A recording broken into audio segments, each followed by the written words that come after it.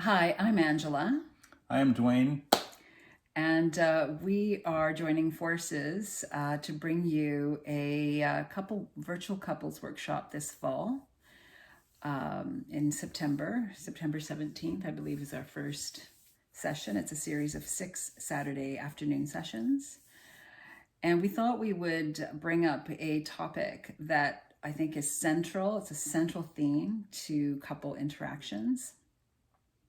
And do you want to introduce that, Dwayne? Yeah, I mean, and this is one of the things that we'll be touching on during the course. There's going to be about 15 plus hours of discussion and experiential learning. But one of the core things that we were talking about that affects every couple is like taking responsibility within the relationship.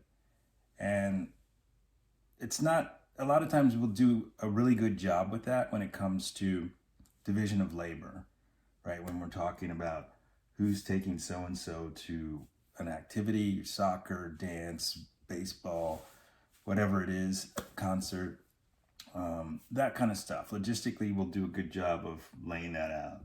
But it's the taking responsibility for the emotional component of the relationship that we're really going to be focusing on.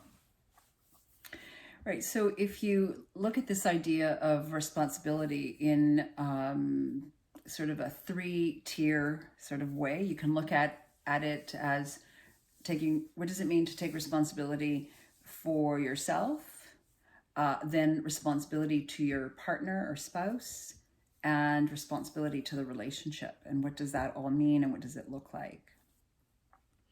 So to me, taking ownership for oneself in a relationship really is about, okay, so how aware are you of sort of the things that are going on for you, whether that's emotions, needs, your reactions, what's going on internally basically for you, and how you choose to put that out in between the space between you and your partner. Conscious or not, right? Conscious or not, yeah, but that could be a whole other discussion, actually, the subconscious part. And so it can mean things like, all right, like, what was I feeling in that situation? Why did I react that way? What does that really mean for me? And how do I engage with that feeling with my spouse? How do I talk about it? How do I share it? And that's all my responsibility. So then if we look at, do you want to take the next one? Responsibility to other. Well, the responsibility to other has to do with, in this case, right, when we're talking about relationships and couples, your partner or your spouse. And so you really have a responsibility not to engage in the blame game, right? I think, and sometimes it's hard to see because we might have a really good reason that we're saying it's your fault that such and such happened. But how you deal with a situation that's sort of disagreeable or undesirable, introducing blame into that equation when you're blaming somebody else for that, that's the abdication of your responsibility to that person in the relationship. Mm-hmm. Interestingly, I see that more as responsibility to the relationship. It's interesting. Right. So we might define it differently. And I'm going to pick up on the blame topic in just a second. Mm-hmm. To me, responsibility to the other person is really about, do you get who they are? Do you understand sort of what they need? Do you understand that they are a different person apart from you with different feelings and different beliefs and different sort of ways about going about doing things? And how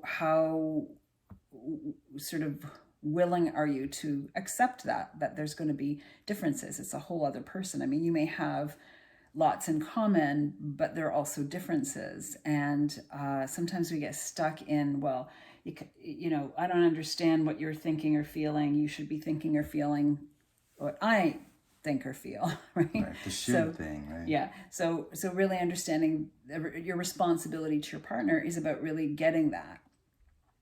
Yeah, I agree. I think that's really well put because with that as a foundation, I think it sort of naturally gets rid of that kind of urge or the impulse to blame someone for something. Because none of us wants to be blamed for something, even if it is our fault. It's a lot easier to take ownership for something, I think, in general, when someone else isn't blaming you for it, right? Because I believe it's our tendency to sort of rationalize something. So if something didn't go right or the way that you wanted to do it, you'll, you kind of work with it in your brain to make it sort of okay, even if you dislike it. But for someone else to come in and say, hey, that's just wrong and it doesn't work and blah, blah, blah, it's harder to deal with, I think. And so that's why blame makes the relationship dynamic conflictual oftentimes, right? Yeah. Yeah. So it doesn't indicate that you're taking ownership for any part of that, whatever you're blaming the other person for. It forces the other person to be wrong. And, it's uncomfortable to be told that you're wrong. And maybe feel abandoned in that or alone in it, right? All things that are not going to help you connect. Yeah. And as Dwayne said, it doesn't help the person come to their ownership of their part very easily if they're having to defend themselves against blame, and especially if blame is aggressive and escalated in an escalated conversation. Right. And stuff like that often sort of touches on other things in people's lives, right? Blame from when you're a child or some other kind of situation. And those things become, or can become really difficult to deal with. And it's not even necessarily anyone in the couple's fault, so to speak. Right. And so if we stay away from that blame game and fault finding, we're in a much better position to, again, stay connected. Right. So in that example that you just gave, I'd call that a trigger. So if you bring from childhood this experience of being blamed, if you're not sort of working on it as you move through life, and even if you do, it can still remain a trigger in your life, so that when your spouse now is blaming you, it becomes a very heated, escalated thing because it's a trigger from childhood. So blaming is a problem for on many different counts, right? For different reasons. And I also feel that, and I'm not absolved from this. I have done, some blaming in my relationship, and recognizing that really doesn't work. For sure. Guilty as charged. So, one of the other things that I think is attached to blame is a powerlessness and an indication that you're not willing to look at how you're contributing to whatever outcome happened that you feel the necessity to blame. Right. So again, it goes back to ownership. In a couple situation, two people are intimately connected. You have a very kind of quick back and forth. You're constantly engaged in this kind of,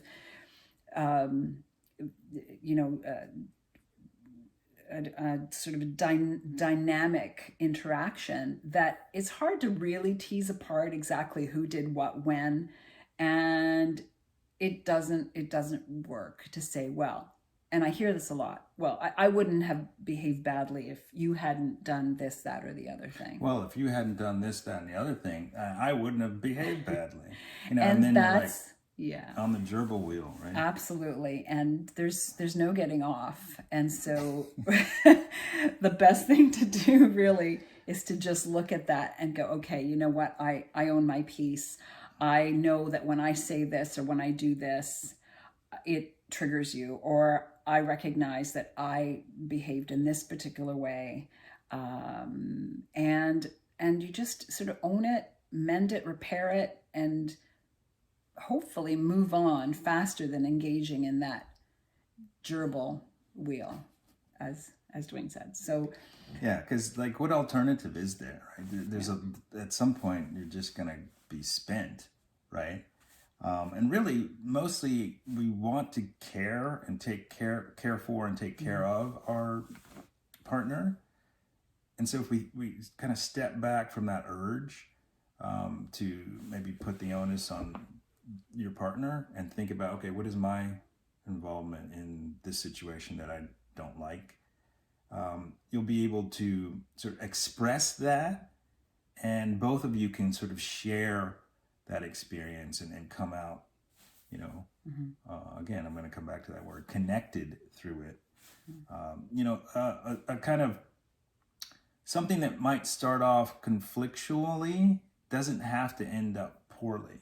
And that gets back to the space of repair that you were talking about. The quicker that happens, the better off you as an individual are, and the better off the couple is. Right, and that really brings up the point of what's the outcome. I think you're touching on that. What's the outcome that you want? And are you participating in a way that's going to get you that outcome? Right, and that's responsibility, is to know that you have the power to steer that conversation, that conflict, that moment in a different direction. And are you up for that? Are you doing that? And if you're not, why not? And then what are the consequences? What are the consequences? But really, why, right? Like, one of the things that come to mind in terms of my work with couples is that, if there's, resentments from the past, maybe you just don't want to. You're so trapped in the upset and the resentment that you don't want to get yourself to a good place. All you want to do is make it hard for your partner or punish your partner because there's unresolved resentments from the past. And so that then may be the thing you've got to do first before you can move forward more freely and take ownership the way you need to take ownership in the couple.